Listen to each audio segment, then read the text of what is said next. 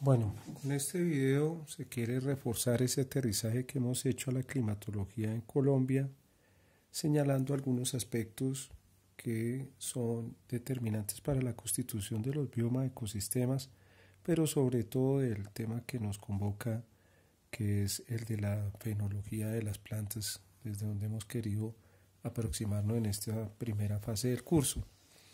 Yo debo mencionar algunos aspectos que me parecen claves.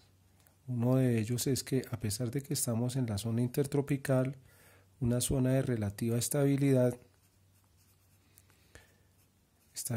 en términos de temperatura en el año, nosotros no tenemos estaciones marcadas, ni un invierno, ni un verano. Sí hay variaciones fuertes, sí hay variaciones en precipitación.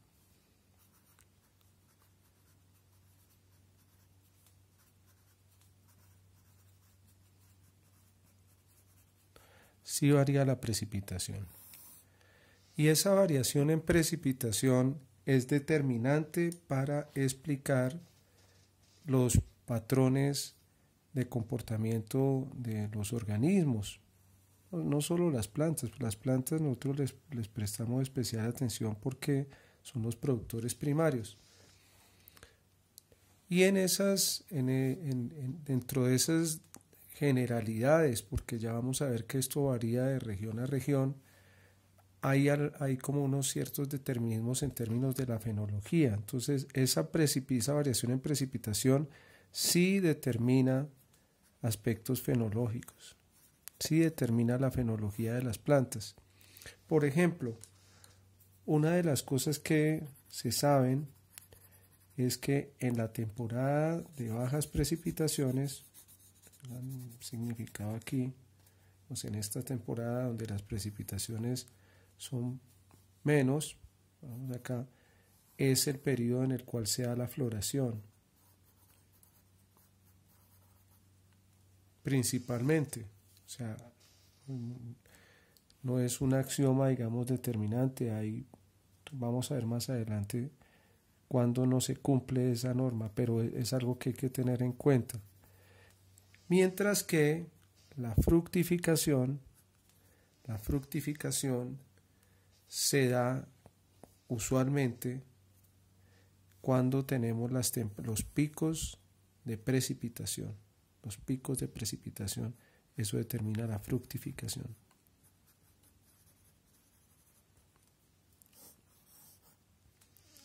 Nosotros sabemos que los primates pueden consumir flores, pueden consumir frutos, ellos consumen varios recursos, pero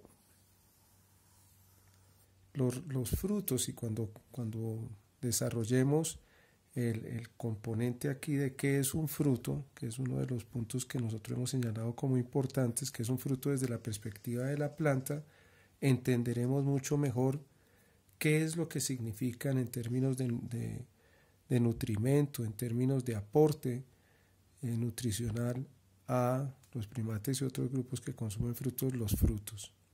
Entonces aquí vemos que no es solamente que se estén ofreciendo recursos de manera diferente, sino que esos recursos en su naturaleza determinan procesos fisiológicos y obviamente comportamentales en las especies. Entonces, esto de floración en periodos secos, fructificación en periodos de máxima precipitación, es algo que hay que tener en cuenta.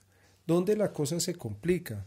Pues que Colombia, como vimos en su diversidad y complejidad estructural, geográfica, con la influencia de varios elementos climáticos que vimos en las sesiones pasadas, el patrón de precipitación que estaría dictado, entre muchas otras cosas, por la normal solar, empieza a afectarse.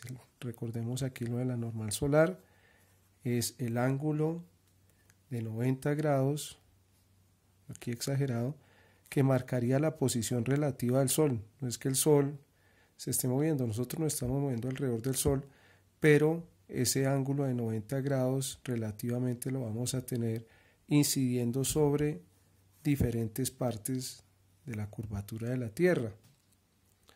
Y en ese paso de la normal solar estará determinando diferentes momentums en los cuales se da la evaporación y se da la máxima precipitación. ¿Qué vemos nosotros acá? Que hacia el piedemonte andino amazónico, el patrón general, y estos son datos tomados del IDEAM, es un patrón monomodal, con un periodo seco y un periodo de lluvias. En la Amazonía tenemos un patrón bimodal en general, pero la característica que quiero señalarles acá es que a lo largo del año la precipitación se mantiene constante. Hay picos, hay unos bajones, pero incluso en esos bajones sigue existiendo, digamos, una alta precipitación. Y una situación similar la vemos aquí en el Chocó, mucho menos acentuado, que es mucho menos acentuado, es casi constante, digamos, la precipitación.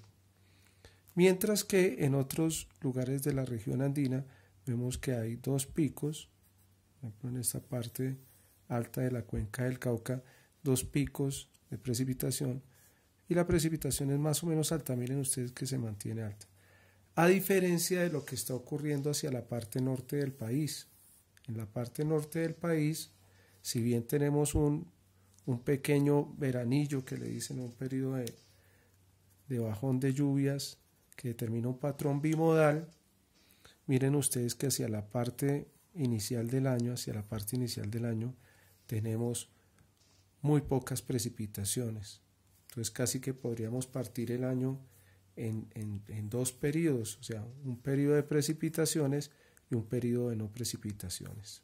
Un periodo de precipitaciones y un periodo de no precipitaciones. Y esta estacionalidad es la que determina, por ejemplo, los bosques secos tropicales aquí.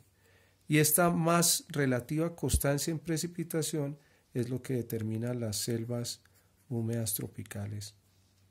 ¿Sí? Y esta estacionalidad que vemos acá en el piedemonte amazónico y de la Orinoquía es lo que marca los pulsos de esos ríos que están virtiendo sobre la Orinoquía y la Amazonía. Entonces, yo espero que el mensaje de fondo acá es que esta situación es compleja, depende de determinantes locales para poder nosotros entender, tenerlos en cuenta para poder entender hasta qué punto se cumplen estas reglas básicas. Este es el mensaje de fondo. Esto para nada es un tratado de climatología, es simplemente un llamado de atención sobre la variabilidad que puede tener esta más o menos regla que tenemos de floración en periodos secos y fructificación en periodos de precipitación. Después vamos a abordar este tema y explicar por qué hay una mayor tendencia a la floración en periodos secos y por qué hay una mayor tendencia a la fructificación en periodos húmedos.